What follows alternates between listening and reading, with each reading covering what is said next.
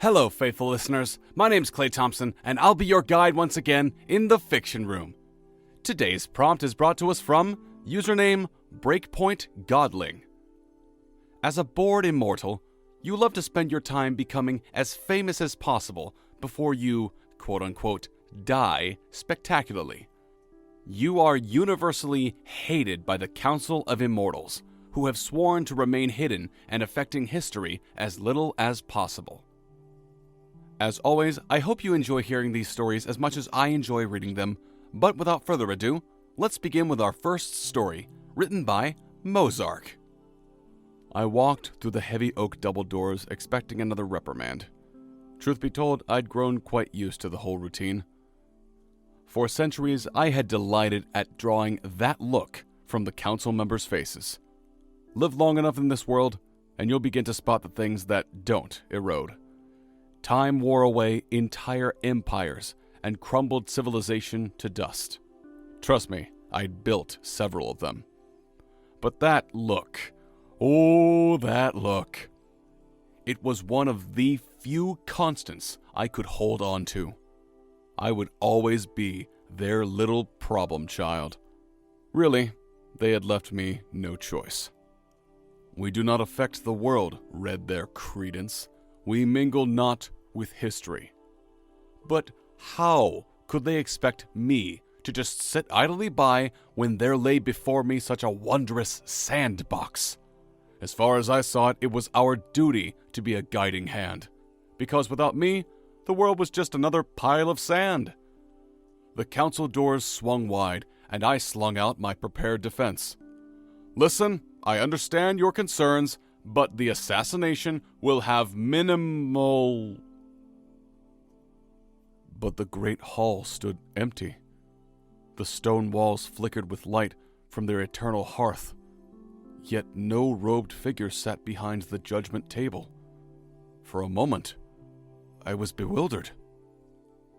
I frowned at the silence, irritation pricking my belly. Just because I'm an immortal doesn't mean I have all the time in the world, I said. My voice echoed through the empty chamber. Blasted fools! The doors thudded closed behind me. I whirled on my heels. There stood Ela, the elder. She was holding a gun. For what it's worth, I abstained, she said. I'm sorry, Franz. Truly. Ela! The woman shook her head feebly. She raised her gun even as I frowned. How ironic that it was the same make and model that I had given Principe. It will not kill me, I had told the pale lad. That's the whole point. The world was at a tipping point, and I had finally seized the chance to steady it. I would be killed, you see, in the middle of Sarajevo. My constituents would gasp, my blood would pour into the cobbled streets. There would be chaos at first.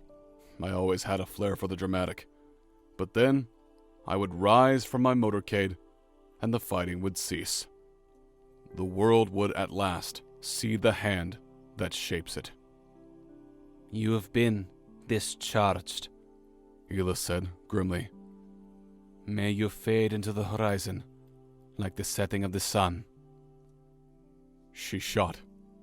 Something feathered stuck out of my thigh. I felt time slip from my heart, like my very breath had been sucked out of my lungs. She left me there, gasping in the great hall, vulnerable to time, like all the rest of the world. All my plans laid had been trampled upon. They would erode into nothing, and me alongside them. I lay for some time, staring at the ceiling in misery. At a certain point, though, I laughed. Because I could still shape the course of the world. No matter what they took, I still had one thing left to give. I stood up and brushed myself off. Adrenaline coursed through my veins. On the morrow, I will be shot. I will lie in the cobbled streets in my own muck, Princip will stare at my body with wide, white eyes and plead. Come now, He might whisper. you've made your point. Only, I won't rise. I will have faded beyond the horizon. The crowd will tear Princip apart. Chaos will ring true, sharp as a gunshot. Its sound will spill outward from Austria. I imagine it will be heard all around the world. Franz Ferdinand is dead. Wow, so taking a story of historic tragedy into a fantastical tale like this, I just love it.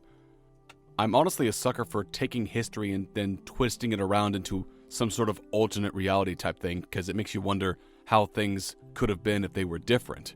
And for this, it's if Franz Ferdinand was an immortal, so bravo. And now let's move on to our second story, written by Zuberin. So, who were you this time? Jeff asked, peering at me from across the table.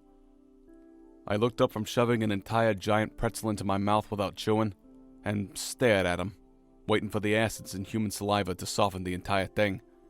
Then I chewed deliberately, looking back down at the stack of pretzels in front of me. Nobody that important. Some physicists slipped some universal secrets into the mix. So are you or are you not responsible for the creation of the atom bomb? The man said in front of me. I could tell he was from the council. It wasn't hard. We all had bright yellow eyes. It was really the only thing that really set us apart. Ugh. Not responsible, no, I said, licking my lips clean of salt. Hardly even had anything to do with it. Jeff breathed in, then let the air hiss through his perfect teeth. Replacements. Teeth weren't up to last him for thousands of years, and there weren't any natural processes to keep them maintained. I had the same in my mouth, but it didn't stop me from eating the pretzel. There are so many people dead, and you mean to tell me this isn't your fault as President of the United States? I said primly, wiping a bit of grease off my mouth, was trying my best to stop that. Oh, really? He asked. So that's why you had a string of messy affairs that damaged international appeal, weakened the economy, and directly led to an increase in brinkmanship. It is the natural stance of mortals to intensify into a stalemate, not de-escalate, Jeffrey, I said grimly. I did nothing a mortal would not do. So many people are dead, Jeff repeated. So many shadowy bodies that no one will know about. How many did you cause? I'll tell you what, I noted. I joined the Manhattan Project to put a stop to it.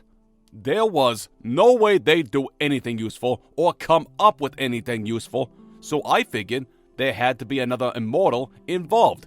If necessary, I stressed that last word, I was going to chain him to an anchor and leave him on the bottom of the ocean.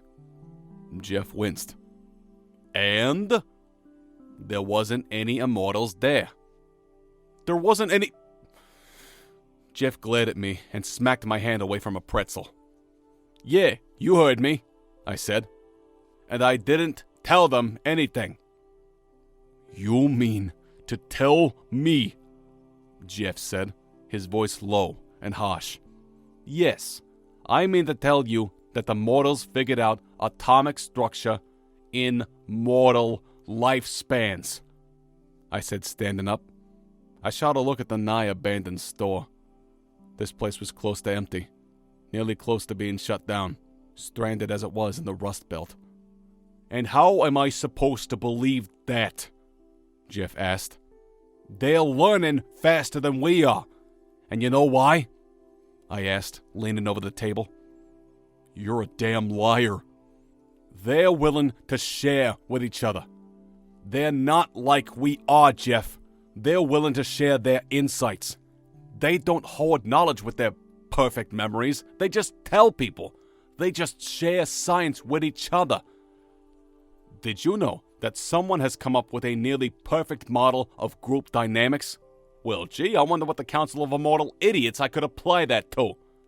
I wonder, Jeff, if you being here means you've fallen out of favor somehow. Someone finally see how crappy your poetry is? Jeff glared at me deeper. Stop being so obstinate and return. I refuse. We will have this conversation again, Dean Martin. Yeah, well, I hope you come with better arguments. Yep, this is going on my favorite prompt list, because kind of adds to the theory that all celebrities are lizard people, but instead it's all celebrities are immortals. So that's genius, original, I love it. And now, dear listeners, we must unfortunately bid you farewell once again. Thank you all so much for tuning into the Fiction Room. If you enjoyed today's stories, please consider liking, sharing, and subscribing. It would very much help us. And wherever you are in the world right now, be safe, be well, and we'll see all of you next time.